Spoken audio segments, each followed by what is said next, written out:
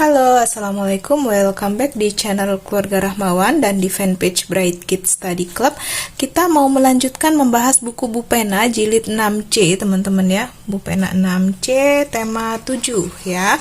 Kali ini saya mau membahas latihan soal subtema 2 yang ada di halaman 147 dan di baliknya 148 ya. Langsung aja kita mulai dari muatan PPKN nomor 1. Berikut ini yang tidak termasuk makna nilai persatuan dan kesatuan dalam sila ketiga Pancasila adalah, yang tidak termasuk sila ketiga ya. Cinta tanah air sila ketiga, berhak memberikan pendapat, ini enggak ya teman-teman ya. Kalau pendapat, musyawarah itu sila keempat. Berarti yang bukan ini yang B ya. Lalu kita lihat dulu C dan D. C menghargai keberagaman di Indonesia, tentang menghargai keberagaman ini sama juga sila ketiga. Tidak mementingkan golongan tertentu juga sila ketiga. Berarti yang tidak termasuk sila ketiga itu berhak memberi pendapat ya. Nomor 2, melakukan musyawarah untuk mencapai mufakat sesuai dengan Pancasila sila musyawarah itu sila keempat teman-teman ya. Lalu nomor 3, seorang pemimpin harus mengambil keputusan berdasarkan kesepakatan bersama atau yang disebut musyawarah ya. Nomor 4, cara pengambilan keputusan sesuai sila keempat Pancasila adalah melalui sila keempat itu musyawarah untuk mencapai mufakat ya. Lalu nomor 5, tuliskan 3 kegiatan yang menunjukkan pengamalan sila kelima Pancasila. Oke, sila kelima itu contohnya ya, yang sesuai, sikap yang sesuai sila kelima itu menabung, menghargai hasil karya orang lain, dan saling tolong-menolong ya. Kita lanjut ke muatan bahasa Indonesia. Bacalah kutipan teks pidato berikut untuk menjawab soal nomor 1-3. Dalam memperingati Hari Buku Nasional ini, marilah kita pompa terus semangat kita dalam membaca buku. Dengan membaca buku, wawasan kita akan semakin bertambah. Sempatkan waktu membaca buku setiap harinya walaupun hanya 15 menit ya. Soalnya nomor 1, kutipan teks pidato tersebut merupakan bagian dari, yang di atas tadi bagian dari isi pidato ya. Lalu nomor 2, isi dari kutipan teks pidato di atas adalah, oke teman-teman simak ya. Jawabannya untuk nomor 2 adalah, dengan membaca buku, wawasan kita akan semakin bertambah, Sempatkan waktu membaca buku setiap hari, walaupun hanya 15 menit. Itu ya isi kutipan teks pidatonya. Lalu nomor 3, tujuan dari pidato di atas adalah agar masyarakat gemar membaca buku ya jawabnya. Jadi tujuan dari pidato di atas adalah agar masyarakat gemar membaca buku. Nomor 4, tuliskan bagian-bagian dari teks pidato. Bagian-bagian teks pidato itu apa aja teman-teman? Yang pertama, salam pembuka. Lalu yang kedua, kalimat pembuka. Yang ketiga, isi pidato. Yang keempat, kalimat penutup. Dan terakhir, kelima, salam penutup ya. Lalu nomor 5, tuliskan isi dari bagian penutup pada teks pidato. Oke teman-teman, simak ya. Ini maksudnya bagian penutup dari pidato yang di atas tadi lanjutannya. Oke, silakan disimak. Mari budayakan membaca buku, Dengan begitu, kalian akan menjadi anak yang berilmu dan kelak dapat meraih cita-cita setinggi langit, Itulah yang bisa Bapak Ibu sampaikan, Atas perhatiannya, Bapak Ibu ucapkan terima kasih. Ya, itu bagian penutupnya. Kita lanjut ke bagian SBDP ya, muatan SBDP. Nomor 1, perhatikan nama-nama tari daerah berikut. Ada tari Zapin, tari Serampang 12, tari Payung, tari Ratoh Jarwe, tari Kebiar.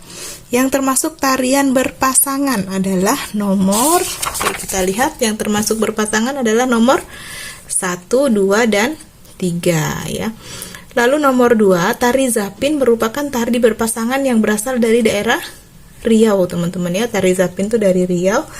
Lalu nomor 3, apa yang kamu ketahui tentang tari berpasangan? Jelaskan. Oke, silakan disimak. Tari berpasangan adalah tari yang dibawakan oleh 2 orang penari atau secara berpasangan. Tari berpasangan dapat dilakukan oleh pasangan penari putri dan putri, pasangan penari putra dan putra atau pasangan penari putra dan putri ya. Lalu nomor 4, tuliskan properti yang digunakan pada tari serampang 12. Nah, properti yang digunakan pada tari serampang 12 adalah sapu tangan berwarna cerah ya. Oke, kita lanjut ke muatan IPS. Nomor 1, contoh kerjasama ASEAN di bidang pendidikan adalah, di bidang pendidikan ini jelas ya, pertukaran guru dan pelajar. Lalu nomor 2, International Rice Research Institute atau IRRI didirikan untuk meningkatkan ketahanan pangan ya. Lalu nomor 3, pengadaan penelitian bersama antar universitas di ASEAN merupakan bentuk kerjasama ASEAN di bidang pendidikan ya, karena penelitian di universitas ini pendidikan. Lalu nomor 4, tuliskan 3 kerjasama ASEAN di bidang pangan. Oke, teman-teman silakan disimak ya, 3 kerjasama ASEAN di bidang pangan. Yang pertama, penyediaan pupuk, diantaranya melalui pabrik pupuk Sriwijaya di Palembang. Lalu yang kedua, didirikan IRRI di Filipina. Lalu yang ketiga, ekspor dan impor komoditas pangan dari negara-negara ASEAN ya.